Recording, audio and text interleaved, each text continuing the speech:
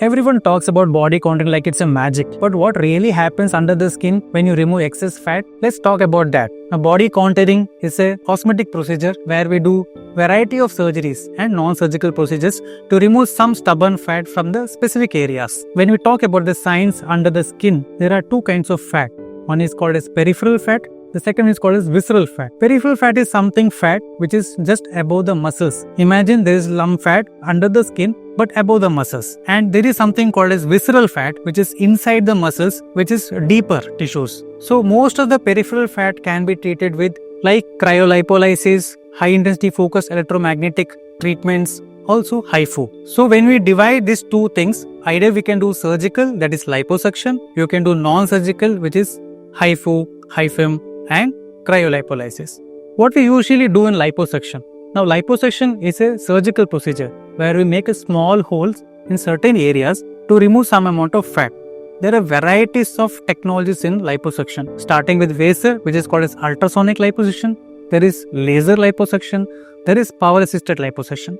So liposuction is a concept where we make a small hole, remove excess fat from certain areas, and then we aspirate that fat into a suction device. This is a very simple concept here, and this can be done in a daycare procedure as well. Technologies come to ease the liposuction procedures. Imagine Vaser, that is ultrasonic liposuction, helps to melt the fat without damaging any other structures nearby and remove it safely and also get a better results. Be it laser liposuction, it uses laser energy, especially we use a diode laser, which helps to reduce the bleeding from the certain areas. And there is something called as power assisted liposuction, where the liposuction devices vibrates at a very high frequency to separate the fat and bring the fat out from the body. So these are the different types of liposuction where we separate the fat from the body and remove the fat from the body and bring it to the suction devices. In the body contouring procedure, there are also non-surgical treatments as well. The non-surgical treatments involves only 20 to 30% of the results because it only targets the peripheral fat in a non-invasive way, because we do not do any cuts or wounds in the non-surgical treatments. We just use applicators where we place on the abdomen to deliver that energies. In cryolipolysis, we use freezing therapies. In high intensity focused electromagnetic waves, we use electromagnetic waves to remove the fat. In HIFU devices, we use the ultrasound energy to melt the fat. So these are all non-surgical treatment where we do not need any admissions and can be done in the clinic per se. The main difference between liposuction and non-surgical procedure is that liposuction is an invasive procedure where we get very big amount of results but with a downtime. Usually liposuction takes lot of time to recovery, and that is why you get more permanent results.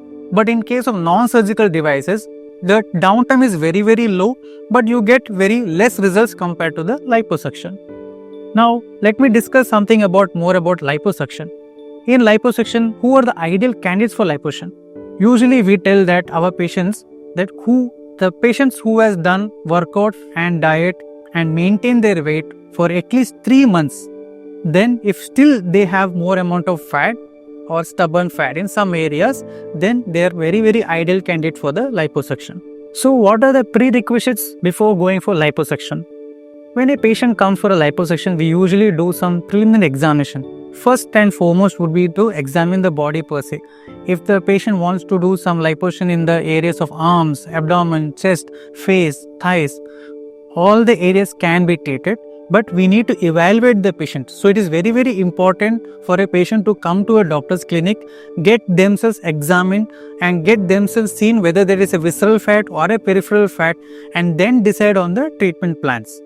Once the treatment plan is decided and procedure is decided, then patient has to undergo some amount of blood test, some scans and some x-rays.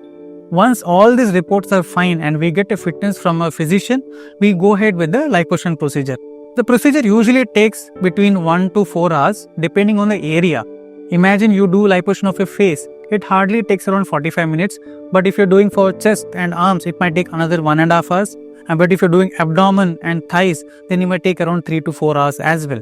So based on the amount of fat to be removed, the duration of surgery increases. And also based on the area of the liposuction also, the type of anesthesia also differs. Imagine if I want to remove some fat from the face and neck area, you can do under local anesthesia. But if you want to remove the fat from the abdomen, thighs or arms, you might need some regional anesthesia or general anesthesia. So once the liposuction is done, what is the post-op protocol? Usually there are different protocols from each surgeon. Most of the patients, if it is a limited liposuction, imagine I am doing a face liposuction or chest liposuction, arm liposuction, the patient can go the same day. They didn't stay in the hospital after the liposuction procedure. But imagine if you do a liposuction of the abdomen and larger areas, then probably we ask the patient to stay back in the hospital and go back the next day or after a couple of days. The safety of the liposuction depends on the how much amount of liposuction we have done. Usually the fat what we remove is calculated in liters, not in the kgs. So basically when we tell it's a safer liposuction, we tell around 5 to 7 liters of fat. If it exceeds more than 7 liters, it is called as mega liposuction, which can come with some complication. But if you are doing the liposuction less than 5 to 7 liters, probably you are in a safer hands. And with the experience of the plastic surgeon, probably you will have a better results. Post procedure, we need some compression garments. That is something like jackets kind of thing to help you reduce the edema after the procedure, and some medications for the pain and some antibiotics for the infection healing.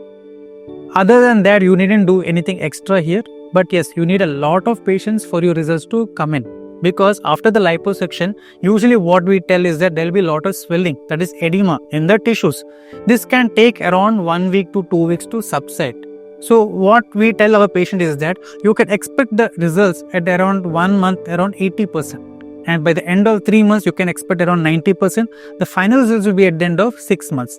So usually the 6 months you will have optimum results, and then we can decide whether you need some touch-up procedures. Sometimes we need touch-up procedures to improve the contour of the certain parts. Usually after liposuction, you might face some issues, something like very minor issues. Sometimes you might have some swelling, this collection of fluid that's called as seroma, which always settles by itself, or sometimes with the minor procedures. Second thing, you might have a loss of sensation in certain areas, but that usually recovers by itself. And sometimes you might also have some hematomas that also recovers by itself over a period of time. So mostly after the liposuction, you will not have major issues after the procedure, but yes, some minor issues might be there after the procedure, which usually subsides by its own. Most of the liposuction, if it is done by a board certified plastic surgeon with the limit of liposuction, that is 5 to 7 liters, you will not end up in any complications. That is much safer. And since we will be already evaluated in the pre-operative period, you will have a safer liposuction as well. So I always suggest the patients to choose a safer liposuction rather than faster liposuction, and choose a better technologies to get the optimum results, and choose a good surgeon whom you trust, and then get a very good consultation before going ahead for surgery. Because nowadays most of them forget to go for a consultation per se, because consultation is very important, because we need to discuss many things with your doctor, because every person is different, every person will not be same, and everyone will not have same results. So the results do differ by person to person based on their body, their response. So usually I suggest them to meet the doctor, get yourself evaluated, get a good idea of what is the liposuction, how it helps in their body, and then choose a liposuction procedure. Your body isn't just a shape, it's a balance. We need to get a good consultation and get appropriate advice from a plastic surgeon to get the best results. For more informative videos like this, please do subscribe and like our channel here.